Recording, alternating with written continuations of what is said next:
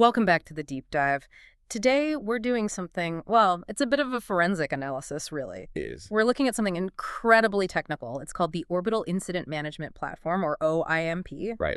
But, and this is the important part, we are absolutely not here to talk about orbital mechanics or, software architecture. Oh. Our deep dive today is all about a really unique case study from LUX 143 Studio. And they were trying to answer this just massive question. Which is, how do you get ordinary people like you and me, to actually care about this kind of deep space tech that, let's be honest, they will never, ever see? Exactly. It's the ultimate narrative challenge, isn't it? It really is. You're looking at a platform that's all about the nuts and bolts, the technology, the processes. And the challenge was to take that identity and lift it up into something human, something about culture and meaning. So our mission today is really to unpack this narrative architecture case, to see the blueprint they use to reframe this super complex system into a story about care. And that pivot is just everything. I mean, what's the point of a system like this if the public it's supposed to protect doesn't get it?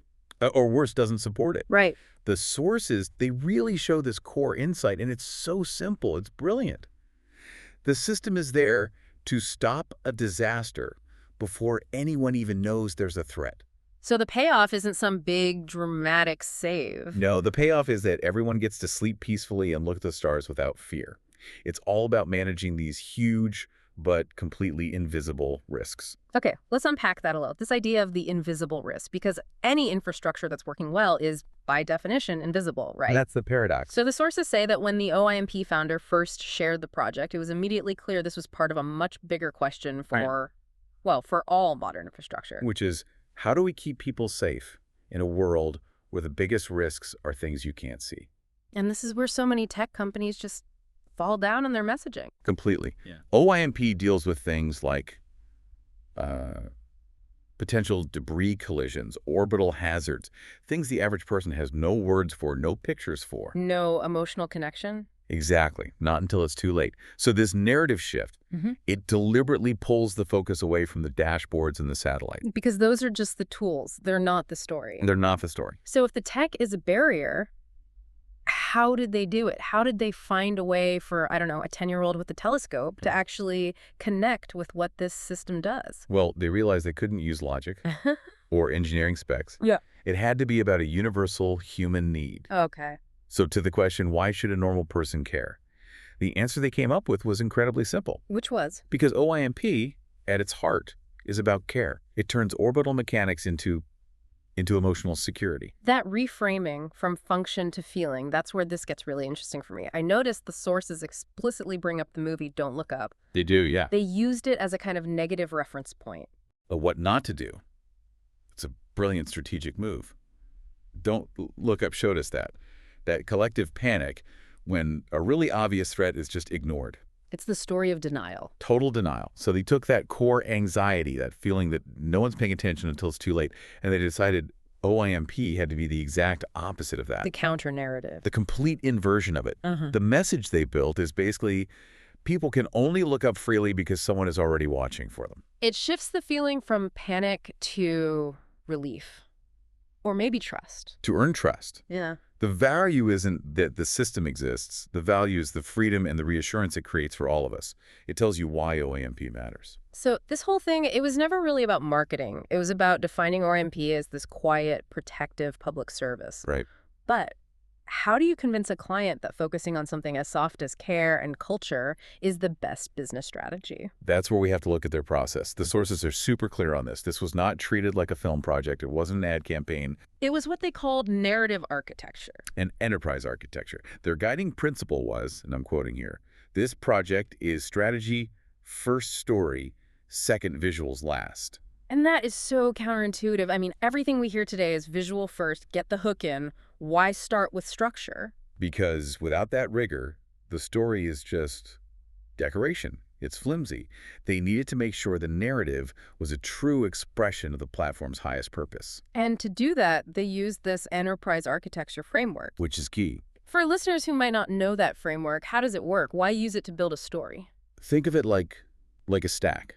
A way to organize everything a company does, from the most technical bit all the way up to its reason for being. So you have these layers. Exactly. From the bottom up, it's basically technologies, processes, people, culture. And OIMP as a platform, it started way down at the bottom, right? In the technology and process layers. Code, servers, protocols. Precisely. And if their communication had stayed down there, talk about terabytes of data, only other engineers would care. And if they moved up to the process layer, talking about collision avoidance, maybe a few government people would tune in. Maybe. But the only place where society and the media and you, the only place you can understand and feel and actually support something like this is at the very top. The culture and humanity layer. That's the only place the story can live. It needed a simple, high-level purpose to justify its existence to the world it's protecting. So it's about making it a cultural pillar, not just a complicated machine. Absolutely. Moving the story up there is what makes the tech understandable, relatable. It gives the whole thing a soul. And they didn't just guess. They did this really structured assessment first. What were the steps in that? What did they do before even starting on the story? There were 4 key steps. The first one was just examining OIMP's place within those layers we just talked about. So identifying that gap between where it is tech and where the story needs to be, culture. You got it. That's step 1. Find the destination. Okay, and step 2.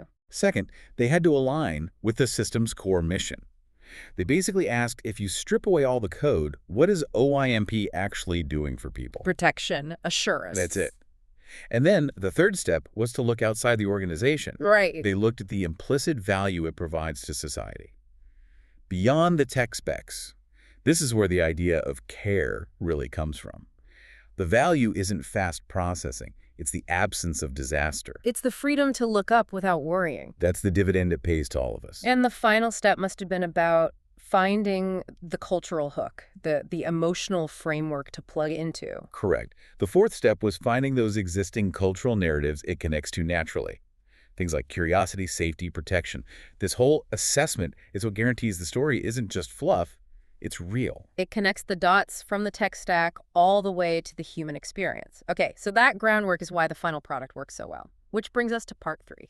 Translating safety into human symbols. Yes.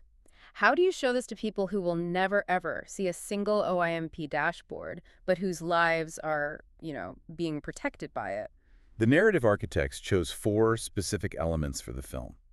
4 pillars to carry all that emotional weight without using a single piece of jargon. Okay, let's break them down. This is where the strategy really pays off. First, you have the boy with the telescope. This is so important. He's not just a kid. He represents all of us. Yeah. Our curiosity, our sense of wonder. He's the public. And it's his freedom to be curious that the system is protecting. He's the person who needs to be kept safe, the reason for it all. Exactly. Mm-hmm. Then second, you have the mother's reassurance. This shows that safety isn't just physical. It's psychological, emotional. Her presence grounds the whole thing in this universal feeling of parental care. And the third pillar is a reminder that this isn't just some black box running on its own. That's the OIMP operator, the human in the loop, the person making the call. It shows there's conscious human accountability behind the automation. It's not just an algorithm. There's a person making sure you're safe. And the final piece is just the beautiful payoff. The transformation. So the fourth pillar is the peaceful meteor. It's the visual proof that the system worked. What could have been a disaster, that invisible risk, Yeah. it's managed. And from the ground, all you see is a shooting star, a harmless moment of beauty. Wow. That's the whole idea in a single image, transforming danger into wonder. It is. And there's that specific dialogue snippet from the film that just nails it. You hear the child's voice, the boy, and he's anxious. He's in that don't look up mindset. He says, Mom, something's moving fast. Is it dangerous? And right there, that's the pivot point. Because then you hear the system's voice, the technical layer. Suggested correction maneuver available. Please confirm solution accepted. That's the process doing its job. But the mother, she immediately translates that. She brings it right up to the culture layer. She says, don't worry, just a little star falling. It happens. Look up at the calm sky. We keep your world safe. OIMP. That whole sequence, from fear to a technical fix to emotional calm, that's the entire narrative architecture in action. The tech serves the human, not the other way around. And that's the bottom line. It answers that cynical question, why do we spend our money on this stuff? The answer is simple, and it's honest. So you can sleep peacefully and look at the stars without fear. That one phrase captures everything. It's what builds trust. It's what earns support. This has been just a really comprehensive look at that whole pipeline, from the deepest, most complex tech all the way up to a cultural story of care. I think the central takeaway, really, is that this kind of strategic, human-centered approach is the only way to make these incredibly dense platforms relatable. By focusing on the value for people, not on the specs. Relentlessly. Yeah. And refusing to lead with the tech. That's the key. So this deep dive, it's given us a kind of blueprint. It's not just about space safety. It's about the power of narrative itself, how you can distill this highly technical work into a purpose that we can all feel and understand. It's a reminder to look past the dashboard of any big, complex project and just ask, what is the most fundamental human need this thing is serving? If you can answer that simply, you found your story. And that leaves us with a final thought for you to take with you. If the big message from OIMP is that safety enables curiosity, that it gives us the freedom to look up without fear, what other complex, essential systems in our world are missing this human narrative? I mean, think about it. Our global financial networks, the servers that run the internet, even the systems that manage city waste or govern self-driving cars. All those invisible systems. How could framing them around this idea of care, this implicit value to society, how could that change our understanding and our support for the people and the tech that quietly keep our world running? It's not just about the technology. It's about the story we build around it. A powerful way to see the world, both up in the stars and down here on the ground. We'll catch you next time for the next deep dive.